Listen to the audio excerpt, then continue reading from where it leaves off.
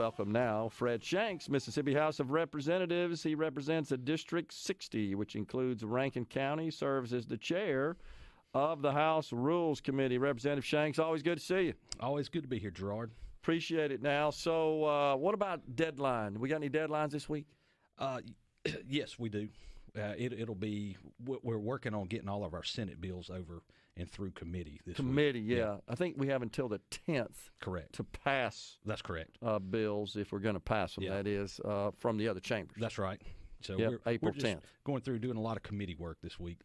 First session of the new term, so we're having to work a little longer. That's right. Normal, We've got another month. Is that kind of what you're hearing? They're expecting maybe sine die in a month? I think we'll get out probably 2 weeks into the last month. Okay. Yeah. Okay. That's kind of what I hear. All right. So I know you've been involved with some legislation, in particular, one that I guess sparked more controversy than I would have thought, and that's the old squatted trucks. Oh, man. What can you tell us about that? Well, I had brought up the idea a couple of years ago, and then nothing really ever happened. And then this past year, I had so many people approach me about it, talking about how dangerous they are. I actually drove one, to kind of do my due diligence on that. And then, there was an unfortunate accident with one that took a life. And I just kept hearing it over and over and over. I've had, many, many people come to me, judges, are tired of dealing with it. And so I went ahead and came up with some legislation, which we kind of mirrored off South Carolina, who was the original. That's where it originated from, the look. And that's also where our bill originated from, where they banned them. Okay. What's the status? It's looking good. The Senate had a bill. I believe Senator Barrett had a bill. And, it's going to pass. Okay. Yeah. I haven't researched that, but not a whole lot's actually passed at this point. Is that true? No. We have sent pass. Yeah. We've sent a lot of big issues to the Senate, and it's just kind of gotten hung up a little bit over there for one reason or another. Yeah. So, the House has passed a lot. It's sitting over there right now in purgatory. Well, what about bills coming over from the Senate? Anything that comes to mind that you guys have taken up, your committees are working on? We've done a few, and I've done some resolutions from the Senate, but nothing big yet. Okay. Well, we kind of started out early on. Representative Price Wallace and his House concurrent resolution to restore the ballot initiative process. That's right. That got sent over. Yeah. Still being considered from the House's version, right? It hasn't been killed by the Senate yet. Not yet. It doesn't look good. Yeah, they don't seem to be in favor of it. Yeah. But, that was one thing that I'd met with Jason White on, prior to the session. And, he asked me about it. I said, look, we need to bring this back up. He said, let's do it. Let's do it first and get on it and get after it. And that's exactly what we did. That was our first big agenda item. And, we took it on early, got it passed, and sent it over there. And doesn't seem like there's a lot of support for it in the Senate at this point. I think you're right. Yeah. That's what I hear. Man, I thought at least they would maybe compromise on some of these sticking points, but it doesn't seem like that's even going to happen. Yeah, this is our third year to do it, and I was a little more optimistic that they would. They did get it out of committee, and it went to the floor. So when I heard that, I felt pretty good about it, but then it just kind of seemed like it fell apart a little bit once it hit the floor. Yeah, it did, and I think it ended up motion to reconsider, I think it was filed, and then it just died on the calendar, as I recall. Right? Yeah, and then there was a separate bill also that required, I think, a 2/3 vote, and it just does not look like there's the vote. The first bill got through, and then the second bill with that high percentage on it, it doesn't look good.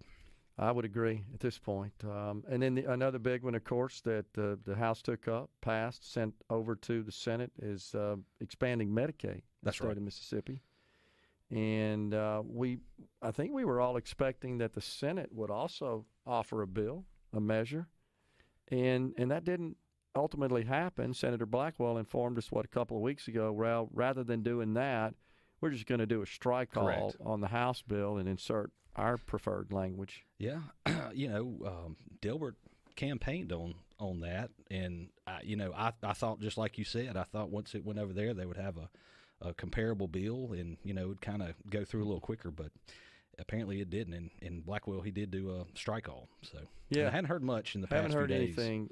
My understanding is some of the things that they want in the Senate would be a 40-hour-a-week work requirement. Mm-hmm. You heard that? I did. That was one of our positions, is to have that work requirement on there, and they're a little 20 hours a week, correct in the House version, and they kind of stiffened that up a little bit, and 40 hours. Yeah. In the House version, of course, would not require CMS's approval of the waiver that would impose a work requirement in order to implement the program, but it had a 4-year repealer on it. That's right. The Senate's version says we don't even move forward without CMS approving this work requirement waiver. Correct. We were looking at like a pilot program. Yeah. So.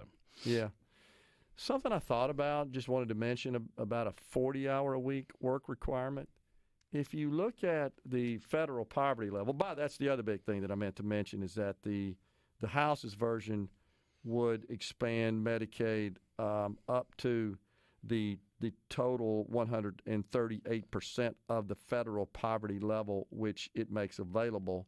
The Senate version would only expand up to 99% of the federal poverty level. So I got curious about that, but it also has a 40-hour-a-week work requirement. So the federal poverty level in the 48 states, there's special FPLs in a couple of states. I think Hawaii and maybe Alaska is one. But in Mississippi, it's $15,060. That's right. Well, if someone works 40 hours a week and they earned minimum wage, they'd make too much to qualify for Medicaid. So I'm not sure how you thread that needle. You work 40 hours a week, you get paid the minimum the federal government allows, which is $7.25 an hour. In Mississippi, we adhere to, as you know, the federal minimum wage. We don't have a state minimum wage. Many states do. So you would actually make too much earning minimum wage. That's a good point. I heard that with the plan that the House had, you're looking at somewhere around adding 150,000 people roughly. And then with the Senate plan, I've heard, it's around 25,000 that would fit into that category. I've seen up to 75,000. But it turns out that, again, if you make the federal minimum wage and you work 40 hours a week, you'd make $20 a year too much. Oh, wow. To qualify for Medicaid. Yeah. $15,080 would be your earnings, and to qualify, you'd have to make $15,060. I don't know if anybody's done that math. It just was something that hit me. Yeah. And I thought about. Kind of crazy. So, but we'll see where that goes. I don't know that there would be any appetite in the House to take up the Senate's bill and to pass that with the provisions that they are contemplating, just as the Senate doesn't seem to be interested in the House's version. So likelihood is we get nothing at this point. Same with the ballot initiative. It's been a wild session. That's what I'll say. Oh, gosh. That's kind of where all that is, I think, is headed. And then we got this PERS thing that you and I were just talking about offline. And, of course, I've been discussing it quite a bit on the program just to get people to pay attention to it, which I'm at least pleased to see that the legislature is paying attention to it. Probably have learned more about PERS this year than they ever have in the past. 100%. And one thing I do want the listeners to know is, everybody in the legislature is in PERS. Right. And, and then all of our support staff and everybody that we work with who helps us, and we really appreciate, they're all in PERS. So, we all have a vested interest as well. And, personally, I'm in it. My brother's in it. My mom's in it. And quite a bit more family members. I would never, ever do anything to jeopardize PERS. Sure. And that's the same comments I've heard and the same reaction from everybody I've talked to in the legislature. I've not heard a single person that says, we need to have this new board appointed so they can come back to us and we can start taking a hatchet to the benefits. Never heard that. Yeah, no. You're exactly right. And and you had the director and I believe the ex-director on last week, and towards the end of the conversation, I think you said, hey, this seems to have gotten a bit overblown. Yeah. And he agreed. He even said, he goes, yes, this has. I think everybody just kind of needs to pump the brakes and just take a breath. We had board member Bill Benson, who's the Chancery Clerk in Lee County, and serves on the board, and we had Executive Director Ray Higgins. And I posed that question that you got a lot of members out there that are spreading a lot of stuff that's really overblowing this situation. Absolutely. And they did acknowledge that. If you can hang around, we can talk some more. Okay. We got Representative Fred Shanks in the Element Well studio. We're coming right back. Okay. Well, we're talking to Representative Fred Shanks from Rankin County. So a bill that would provide some loans and looks like some bonds for a big old project in downtown Jackson. You know anything about that? There's a very strong rumor of that. That's what I'll say. Looks like it would be for a casino. That's what I hear. Nothing's, I'm on Ways and Means Committee, and that is where that would go. And we haven't taken anything up on that just yet. Okay. Put it that way. Okay. Well, I'm just looking at the author, of course, is Representative Trey Lamar, who chairs Ways and Means, but we'll see where that goes. That's interesting. Yeah. Somebody on the C-Spire text line, Trey and Baden, pointed it out, and we Trey's keeping up. Appreciate that. Yeah. Okay. So we got this. We were talking about this PERS thing. The Senate at this point has not taken this thing up, other than to have a hearing. And what we're talking about is the measure out of the House that would reconstitute the board. PERS board would include 7 appointees, 4 from the governor, 3 from the lieutenant governor, as opposed to the current structure, which is 8 elected members from the PERS organization, or the PERS membership, I should say. And then, of course, the Department of Revenue head, and then the state treasurer. PERS would get 2 elected members under the new board structure proposed by the House. The Senate had hearings, but hasn't taken any action on it to this point. No. The way I understood it, once we had passed it, it was going to go to the other side and kind of work its way through pretty quickly. But to say now, the bill has been worked on for several years now. We had asked the PERS board for the past 3 years to come through and make some recommendations, and they would not do that. So they made some recommendations to increase the employer contribution rate and to infuse some cash. Did you guys didn't consider that to be recommendations? Well, they brought that towards the end of last year. That's right. And it just is not feasible, because one thing that people need to keep in mind, they wanted, hundreds of millions of dollars. 2/3 of PERS is financed by taxpayers who are not in PERS. Right. So that's, one thing that just has to be considered. And then the other thing, they wanted to raise employer contribution rates up. The mayors and supervisors were all screaming and said, look, we're going to have to lay people off. We literally can't afford it. Well, that lays off contributing members of PERS. So the two things were just, they just couldn't do them. Okay. Well, we'll see where all that goes at this point. But I said they've had hearings. They really only had one hearing. Correct. Senator Chris Johnson's committee with I think 7 total senators, as I recall. That's right. On that committee. 3 have already come out and said that they're not for the House's measure, and the other 4 I don't think have established and announced a position yet. No, I've heard the 3 that you're talking about, but no, I've not heard where the 4 are at. Yeah, so, don't know where they are at this point. Well, we'll see certainly where all that goes. So those are kind of some of the big issues. We got the Hank Zuber's alcohol bills. Hank Zuber's always got an alcohol bill. He's got alcohol bills. He's the alcohol That's rep. right. That's right. If he's listening, he's probably laughing about that. I mean, that's still alive, still going on. Oh yeah. In fact, Robert Johnson, I had a bill. I had nothing to do with that, and he stands up. It was really a bill that you wouldn't even ask a question on, and I see he's asking for recognition. I'm like, oh my gosh, hey, he's a sharp guy, and he will. Yep. You got to be ready for him. And he said. So does this have anything about liquor going to Rankin County? It's like, I said, not yet. Well, I forgot about that one now. What happened to that measure, the one that also Representative Zuber filed, right, that would essentially cause every municipality below 5,000 to automatically become wet. Is that correct? The thought behind that is, all municipalities would have to ask us for like resort status, and it's a process. And if you just made everything wet, the people could opt out. Yeah.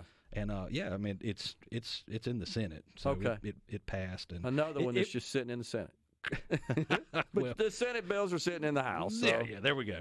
Mutual. But I mean, it was a good bill, and it would just cut through a lot of red tape for those who want to do it. Okay. Something we haven't seen that I'm aware of this session is anything to do with income taxes.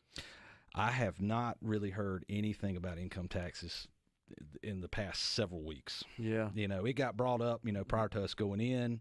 The governor's clearly 100% behind doing something else. We did it last year. We did cut it somewhat last year. Yep. And it got talked about the very first part of the session, and then I really have not heard anything else since. I haven't seen a peep on that one. Of course, that, too, I think is not very popular over in the Senate. No comment. School choice. We had a bill in the House, Representative Rob Robertson, that would have phased in universal school choice, and that I believe got gutted to let's form a study committee and study this matter. Correct. Right. And I think we have the Inspire Act, which is a really totally different thing. Really great program. But I think that overshadowed school choice, and I think that's really why we haven't heard much about it since. So the Inspire Act, of course, would completely revamp and restructure education funding, K-12 funding in the state of Mississippi. The Inspire Act coming out of the House there. The Senate has approach to their situation. Their approach is, well, let's just change the MAEP formula. The work we've done on the Inspire Act is phenomenal. They've worked on it for a long time. It's not something we just threw together. It puts the money. It focuses on the classroom. Yeah. And I'm behind it. It's a good deal. I believe here just recently the governor has indicated that I saw that. He supports the Inspire Act. If we're going to do something about education funding, he thinks the House's version is the way to go. Correct. And MAEP, you got to have just to even decipher and figure it out, it's impossible. And you're always going to be chasing it. It's kind of, I think it's almost designed that way. You're just not going to be able to fully fund it. But this Inspire Act is going to be awesome. Yeah. I like the way it's structured as well. It's easy to understand. That's right. It makes sense, and funding is determined more in a way that corresponds with funding needs. Yeah. And the MAEP formula, I don't know that you could say that about the current formula. It also cuts through a lot of waste. Yeah, exactly. So I'd like to see that get some traction. Me too. And support in the Senate. But at this point, we've got sort of competing legislation from the making some amendments to the MAEP formula as it stands right now. That's the Senate's approach, and the House's approach is, no, let's uproot this thing and start it over. So overhaul the whole. And Rob and Kent McCarty came on the program, did a great job of explaining that back when it was released and filed about 3 weeks ago. Absolutely. They, of course, did a demo for us and told us all about it, and they're sharp guys, and they had me sold on it. Yeah. Well, we'll see what that happens. But I think you're right. That kind of overshadowed any efforts to get something done on school choice. But I do think it's fair to say that Speaker of the House, Jason White, does support moving forward with some enhancements to the current school choice program in the state. I agree with you. Yeah. Absolutely. He was certainly pushing that and is shown to be an advocate of that. But maybe we'll leave that for the next session next year. We've had a full plate this session. It's been a lot. There's been a couple big things going on. It really has been a lot. Something else that I wanted to call your and the other legislators' attention to who are listening is, that the Department of Transportation has asked for some additional funding, as you're well aware. And they're looking for perhaps a diversion. I know I've seen Commissioner Willie Simmons talk about that. Well, something to keep in mind is that in 2028, okay, that would be year 10 of the enactment of the Mississippi Lottery Corporation. Okay.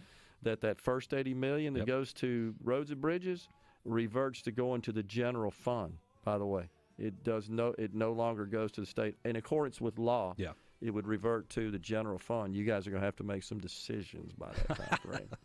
Just wanted to point that out. Well, thank you, Gerard. Representative Fred Shanks has been our guest. Always good to see you. Thanks for coming on. You as well, Gerard. Thank you. You bet. We're coming right back, folks, in the Element Wealth Studio.